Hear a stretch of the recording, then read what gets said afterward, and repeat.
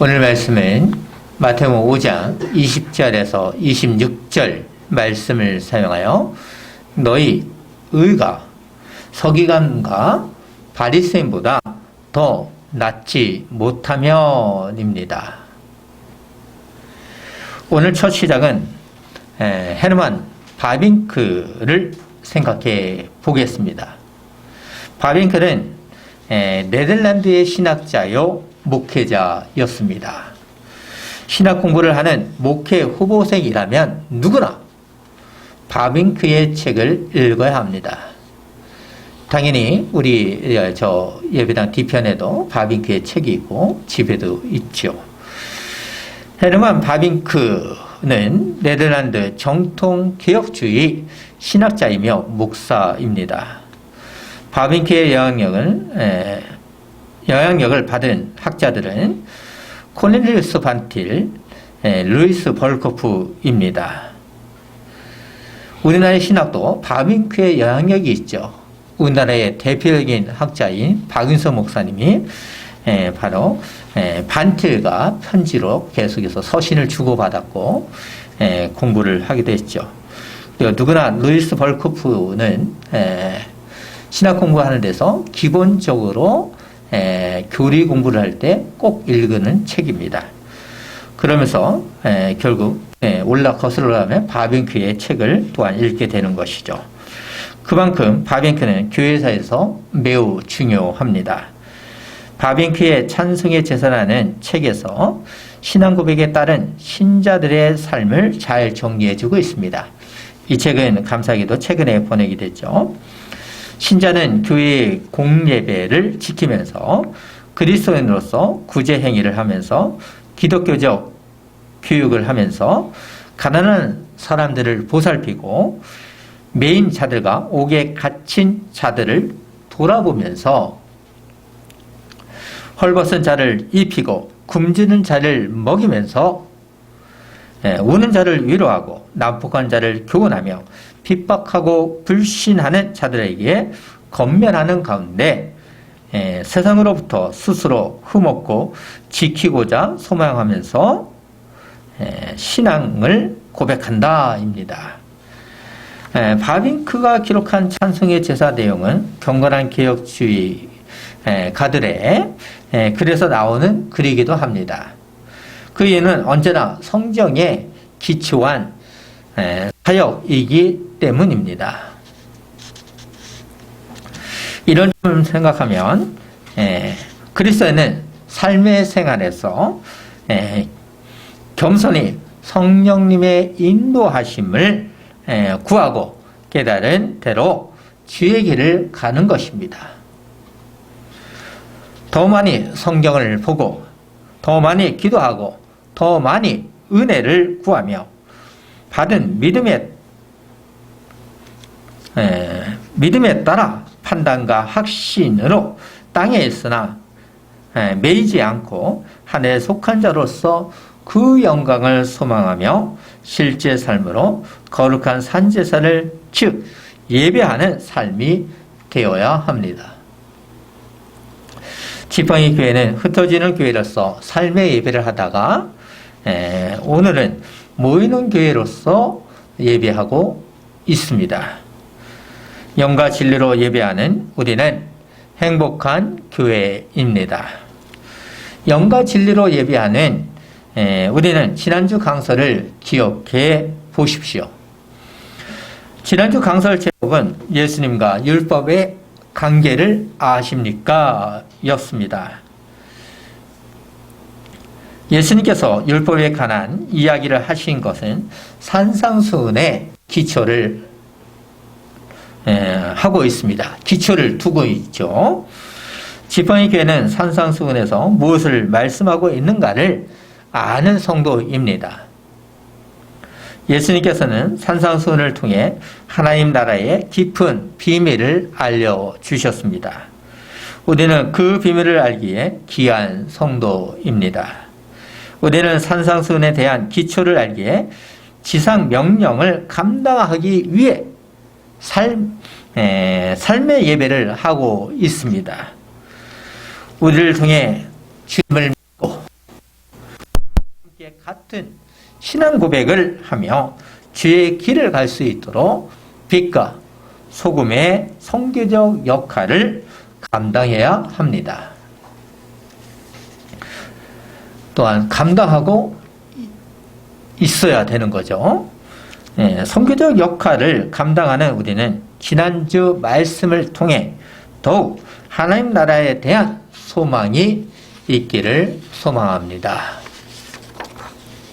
지난주 말씀 중에 내가 율법이나 선지자나 폐하러 온 줄로 생각지 말라고 하셨습니다. 그러면서 완전하게 하려 함이라고 하셨습니다. 이 말씀은 율법이 이스라엘에게 주어진 말씀이며 지금까지 이스라엘에 이루어 오신 역사와 어떤 관계가 있는가를 알려주시는 것입니다. 그러면서 당신과 율법 그리고 선지자와 어떤 관계를 이야기하시기 위한 것입니다. 율법과 선지자는 구약의 말씀입니다. 예수님께서는 당신님이 모든 것의 주인이라는 것입니다. 율법과 선지자는 구약의 말씀이라고 했죠. 구약의 역사는 오실 메시아를 준비하기 위한 것이었습니다. 바로 지금 너희들에게 예언된 메시아가 여기에 있다는 것입니다. 하나님 나라가 역사 속에서 이루어지고 있다는 것을 분명하게 하기 위해 율법과 선지자를 말씀하신 것입니다. 너희가 나를 부인하지 말고 믿으라는 것이죠. 믿으라는 것입니다.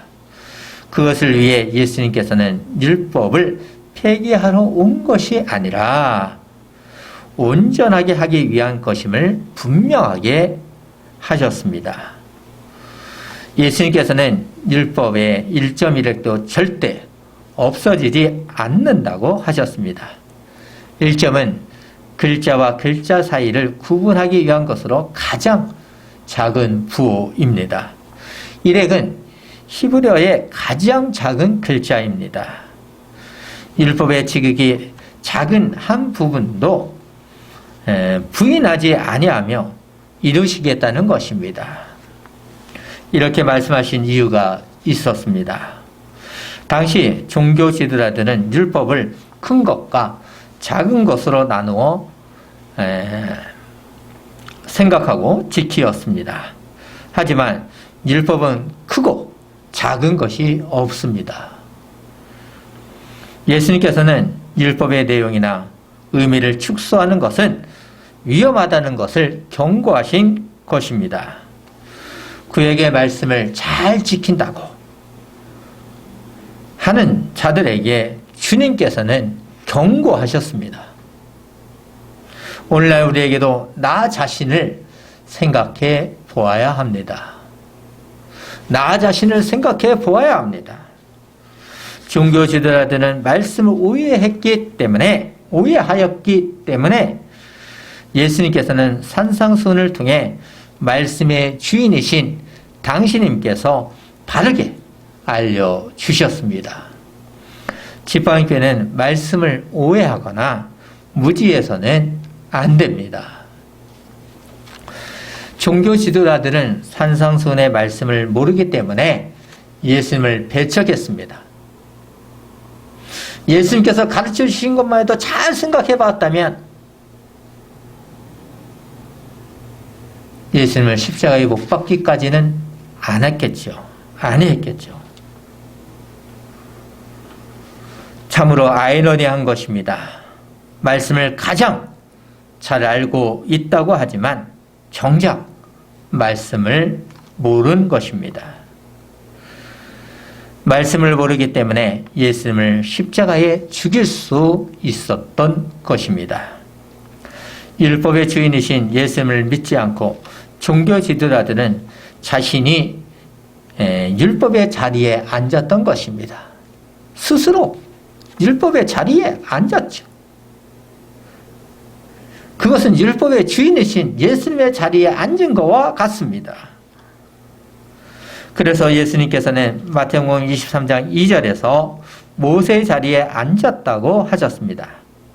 지팡이 교회는 율법의 주인이신 예수님께서 그 자리에 앉을 수 있도록 성경 말씀을 알아야 합니다. 오늘 주인이신 예수님께서 오늘 말씀은 지난주 말씀과 연결됩니다. 너희 의가 서기관과 바리새인보다 더 낫지 못하면입니다. 이것을 위해 예수님께서는 언약의 10가지 말씀 중 10계명이죠. 그 중에 6번째 말씀인 살인하지 말라는 것을 통해 말씀하셨습니다.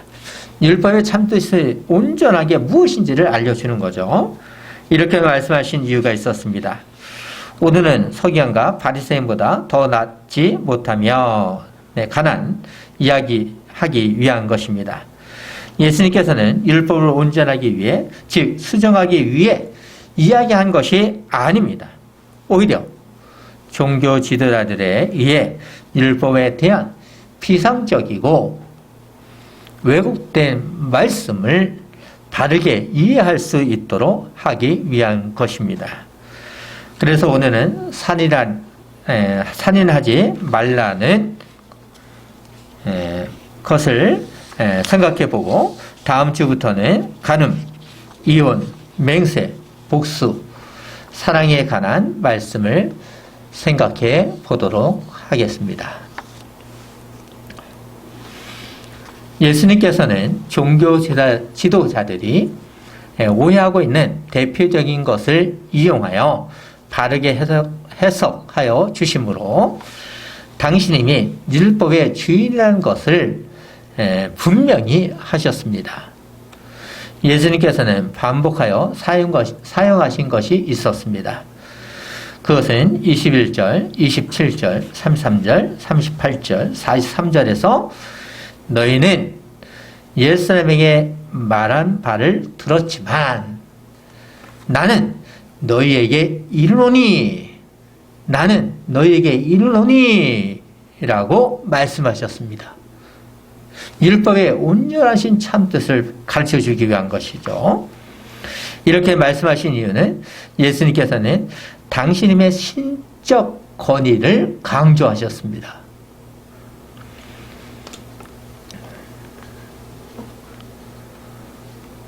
율법을 주신 예수님께서 당신님이 누구신가를 더 분명히 하신 것입니다. 예수님께서는 당신님의 율법의 주인이라는 것입니다. 율법의 주인이신 예수님을 율법을 수정하는 것이 아니라 바르게 이해할 수 있도록 온전하게 하려는 것입니다. 이렇게 함으로 1.1획도 다 이루시겠다는 서론과 같습니다. 이것을 알기에 우리는 오늘 본문 20절을 보도록 하겠습니다.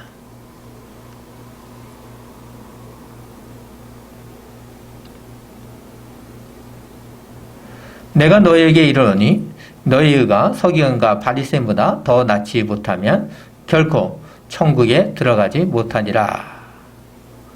이 말씀을 들은 자들은 하들짝 놀랐을 것입니다. 그들이 생각할 때 율법을 가장 잘 지킨다고 생각하고 있었기 때문입니다. 일반인들은 종교 지도자들을 존경하고 있었습니다. 그런데 예수님께서는 그들보다 더 낫지 못하면 이라고 하셨습니다. 그들보다 더 낫지 못하면 하나님 나라에 들어갈 수 없다고 하니 놀랐을 것입니다.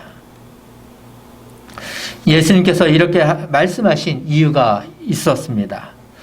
서기관과 바리새인의 의의 허망함과 위험을 드러내심으로 하나님 나라의 영광과 백성의 삶이 무엇인가를 가르치기 위한 것입니다.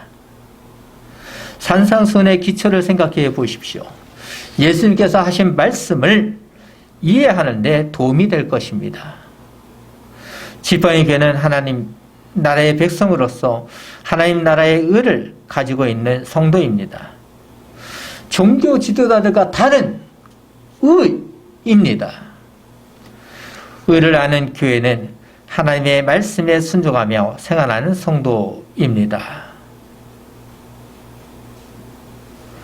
종교 지도자들처럼 종교적으로나 윤리적으로 가장 의롭다고 인정받기 위해 외식하는 것이 아니라 예수님의 말씀에 순종하며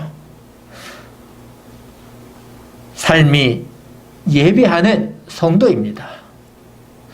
외식하는 자가 아니라 삶이 예배하는 성도인 것이죠.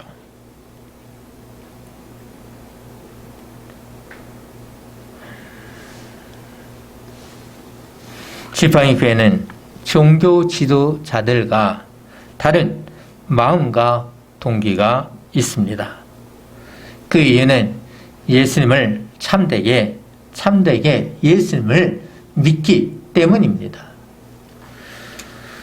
예수님께서는 21절에서 서기관과 바리새인보다 더 낫지 못하면에 대한 것이 무엇인가를 말씀하셨습니다.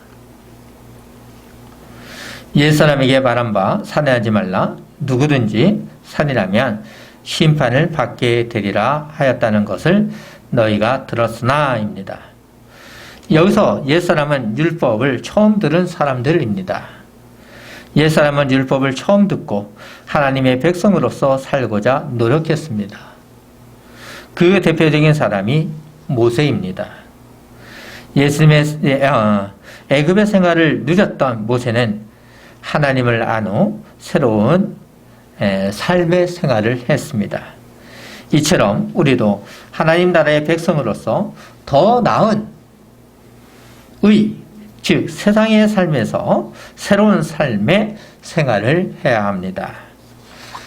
예수님께서는 새로운 의, 즉 율법을 주신 참뜻을 바르게 이해할 수 있도록 살인하지 말라는 것을 말씀하셨습니다.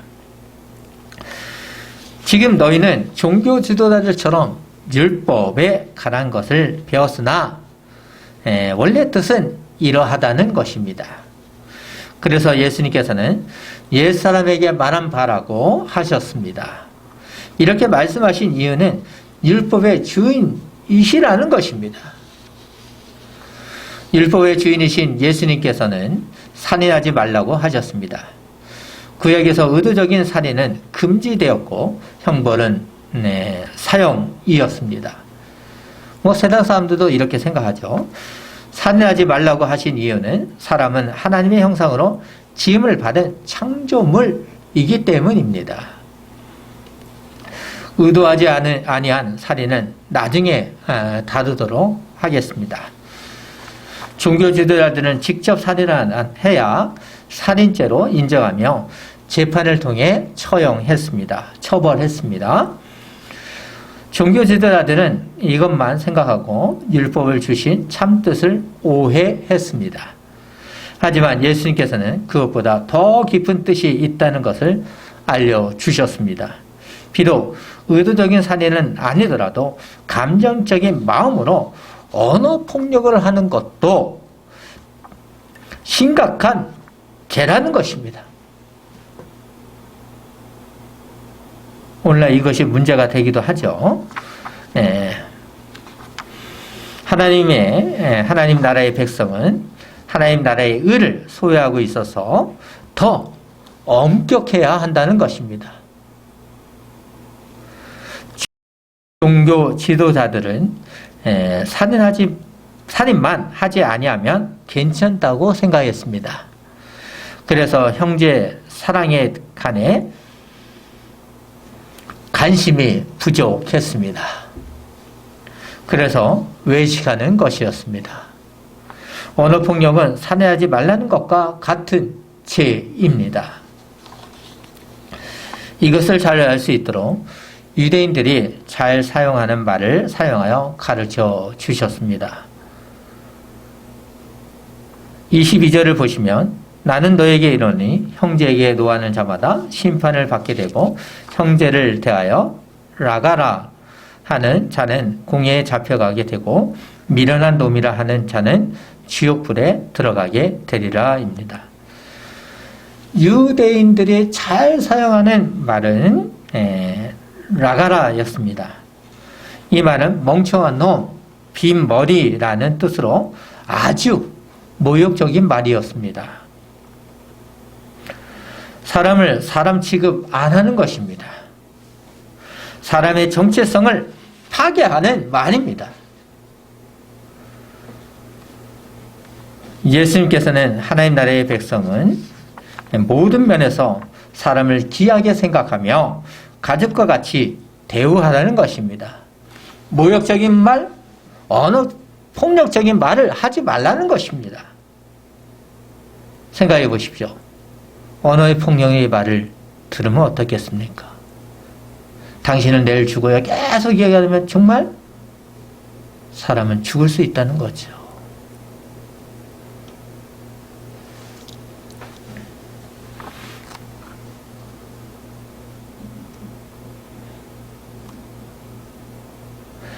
그렇지 아니하면 지옥불에 들어간다고 하셨습니다.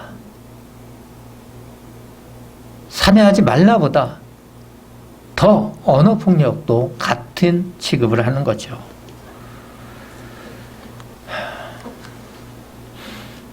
예수님께서는 강하고 분명하게 경고하셨습니다. 예수님께서는 하나님께서 율법을 주신 참뜻이 무엇인가를 바르게 해석하여 주셨습니다. 신약 성경에서 사람의 분노는 이웃을 병들게 하고 사람을 죽이도록 하는 힘이 있다고 했습니다. 예수님께서는 사람의 마음을 잘 알기 위해 사람을 증오하고 모독하는 것을 자신을 영원한 지옥으로 가도록 하고 있다는 것입니다. 예수님께서는 우리의 죄를 용서하여 주시고 구원하여 주셨습니다. 그렇다면 우리는 어떻게 해야 합니까? 어떻게 해야 하겠습니까? 생각해 보십시오. 종교 지도자들은 살인하지 말라는 것을 행동으로 실천한 것만 생각했습니다. 율법이 말하고 있는 의미를 축소하고 왜곡한 것입니다. 그래서 그들은 스스로 의롭다고 생각했습니다. 지팡이 교회는 예수님을 따르는 백성으로서 우리가 가야 할 길이 무엇인가를 이해하기를 소망합니다.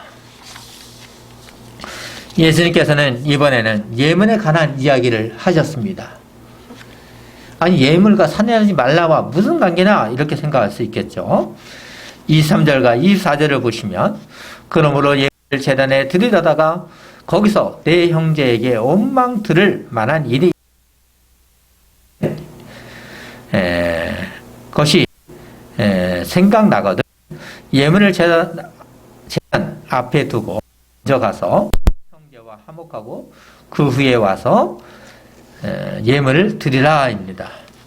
예수님께서 이렇게 말씀하신 의도가 있습니다. 유대인들은 제사하며 자신들은 깨끗하다고 생각했습니다. 예수님께서는 살인하지 말라는 연속성으로 하신 말씀이 23절입니다. 너희의 마음이 온전해야 한다는 것입니다. 제사의 예물을 드리는 것보다 먼저 중요한 것은 이웃과의 관계입니다. 예수님께서 먼저 화를 내었다면 화해하고 와서 예배하라는 것입니다. 화해는 죄의 해결을 할 기회입니다. 용서를 받을 수 있는 기회라는 거죠. 아직 기회가 있을 때 죄의 문제를 해결하라는 것입니다. 죄의 문제를 해결하라는 메시지입니다. 분노는 하나님과 우리 사이를 멀어지도록 할 수 있으니 심령이 가난한 자들은 먼저 서로 화해하라는 것입니다. 그러면 이렇게 오해할 수 있을 것 같습니다. 예배보다 형제와 먼저 하야하는 것이 더 중요한 것입니까? 그것은 아닙니다. 이것은 하나님께 예배하는 것이 진정으로 무엇을 의미하는지를 가르쳐 주시는 것입니다. 교회인 성도는 항상 하나님과 수직적인 관계도 중요하지만 동시에 사람들과의 수평적 관계도 중요합니다. 참으로 신앙생활을 한다는 것은 절대 쉽지 않습니다. 이것이 바로 그리스도인입니다. 예배를 하나님께 드리는 성도는 예수님께서 보여주신 섬김처럼 주의 길을 가야 하는 백성입니다. 그리스도인이 편안한 삶? 그렇지 않습니다. 예수님께서는 하나님의 백성이 형제와 하야하는 것이 얼마나 긴급하고 중요한가를 재판하는 모습을 통해 예로 설명해 주셨습니다. 25절과 26절입니다. 너를 고발하는 자와 함께 길에 있을 때에 급히 사하하라. 그 고발하는 자가 너를 재판관에게 내어주고 재판관이 옥리에게 내어주어 옥에 가둘까 염려하라. 진실로 내게 이르노니 내가 한 푼이라도 남김이 없이 다 갚기 전에는 결코 거기서 나오지 못하리라 입니다. 그리스도인이라고 하는 자신이 잘못해서 형사를 당했다면 속히 사과하고 하야하라는 것입니다. 평화를 누리라는 것이죠. 빨리 하야하지 않으면 고발당하여 옥에 갇힌다는 것입니다. 예수님께서 이렇게 말씀하신 이유가 있습니다. 이렇게 말씀하신 이유가 있는 것이죠. 당시에 흔히 일어났던 일을 소재로 말씀하시므로 사람들이 이해할 수 있도록 하셨습니다. 예수님께서는 일상생활에서 일어나는 것을 가지고 비유를 들었고 이야기를 하셨다는 것이죠. 성도는 사람들과 하야하는 일을 게을리하면 안 됩니다. 이렇게 되면 예수님께서는 그리스도인에 합당한 예배를 받지 않습니다. 성도에게 있어서 예배는 매우 중요합니다. 예배당에 와 있다고 해서 모든 영광 하나님께 상달되는 것은 아닙니다. 주님께서 말씀하신 대로 믿고 따르는 성도의 예배를 받습니다. 사람은 어떤 일을 쉽사리 미루어 버리는 게으른 성향이 있습니다. 지팡이 교회는 기회가 있을 때 지체하지 말고 하야해야 합니다. 그렇지 않으면 영원한 하나님의 심판을 감당할 수 없습니다.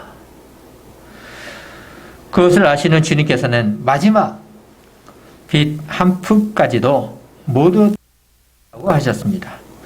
마지막 빚 한 푼까지도 모두 지불해야 한다는 것은 완전히 가망이 없다는 것입니다. 지옥에서 나올 수 없다는 것이죠. 두려운 말씀입니다. 쉽게 읽어서는 될 말씀이 아니죠. 쉽게 말하면 지옥에서 영원토록 교훈을 겪으며 있으라는 것입니다. 오늘 말씀을 다시 기억해 보도록 하겠습니다. 주님께서는 제 책임을 물어 심판하기 전 늘 기회를 주셨습니다. 지금도 회개할 수 있는 기회가 있습니다. 하지만 마지막 주님의 날은 회개할 기회도 없습니다. 더 이상 없죠. 주님께서 재림의 날까지 회개할 수 있는 기회가 있습니다. 기회는 있습니다. 그날을 기다리다 보면 언제나 사람은 언제 사망할지 모릅니다. 그래서 지금 당장 바로 지금 회개해야 합니다. 영원한 지옥으로 가는 것을 두려워하는 가는 것을 지옥으로 가는 것을 두려워하며 사람은 두려워하며 떨어야 합니다. 두려워해야 되는 거죠.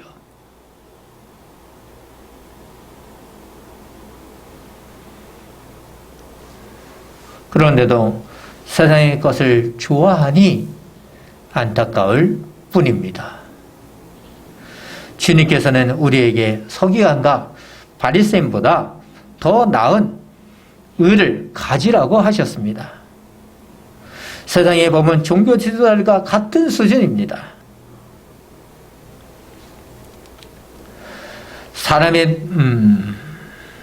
사람이 노력하면 가능합니다. 주님께서 그렇기 때문에 생각해 보십시오. 기회가 있을 때 회개하십시오. 하지만 하나님께서 요구하시는 법은 사람의 힘으로 쉽지 않습니다. 세상의 법은 노력하면 가능합니다. 하나님의 법은 사람의 노력으로 될 것 같습니까? 쉽지 않습니다.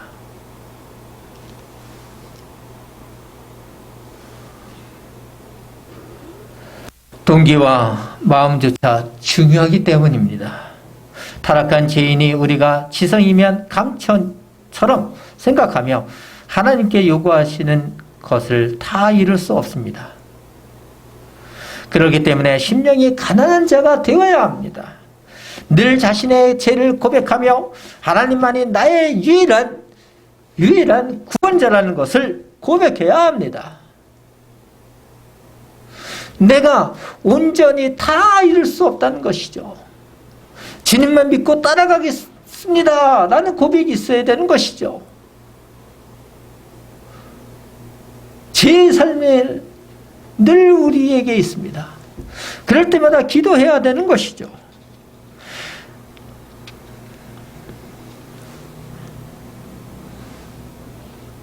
사람은 스스로 자신을 구원할 수 없다는 것을 알아야 합니다.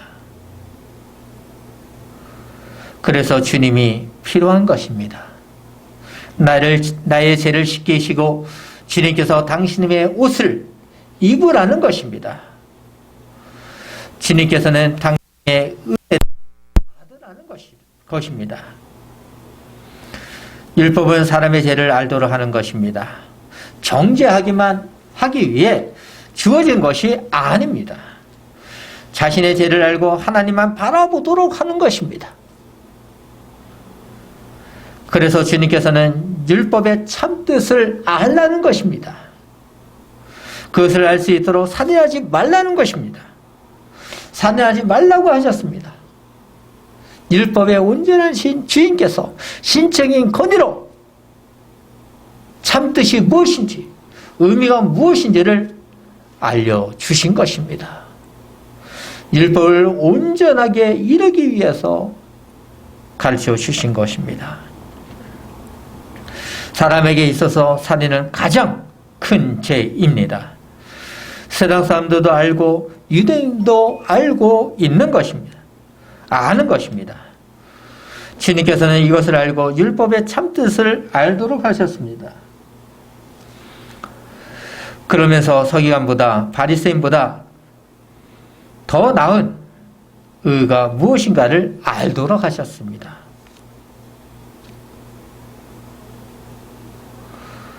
율법의 주인이신 예수님께서는 산상수훈을 통해 율법을 폐기하러 온 것이 아니라 온전하게 하기 위한 것이었습니다. 우리에게 율법의 정신을 말씀하여 주심으로 하나님의 백성을 구원하기 위한 것입니다. 주님께서 하나님과 바른 관계를 회복한 제자들에게 요구하시는 더 나은 의는 단순히 율법주의로 이룰 수 없습니다. 하나님과 바른 관계성을 회복할 때, 신뢰성을 회복할 때, 하나님의 통치를 받을 때 이루어질 수 있는 것입니다. 하나님께서 주시는 구원의 선물이요, 은혜로운 의로 교인 성도는 구원받습니다. 복음을 믿음으로 값없이 주어지는 것이 바로 구원이요 은혜입니다. 하나님께서 주시는 의를 믿음으로 지팡이교회는 받았습니다. 예수님께서 당신의 의를 주셨기 때문에 값없이 구원 받았습니다. 그렇기 때문에 예수님께서는 사람을 멸시하는 마음을 품을 수 없습니다. 우리는 사람을 미워할 수 있는, 멸시할 수 있는 마음을 품을 수 없는 것이죠. 언어폭력을 할 수 없습니다. 살인을 방지하는 방법은 마음을 절제하는 것입니다. 하나님 앞에 죄는 크고 작은 것이 중요하지 않습니다. 죄는 크고 작은 것이 아니라 무섭고 심각하다는 것을 일깨워 주신 것입니다. 주님께서 가르쳐 주신 말씀을 통해 성장하는 성도가 되기를 소망하며 기도로 마무리하겠습니다. 기도하겠습니다.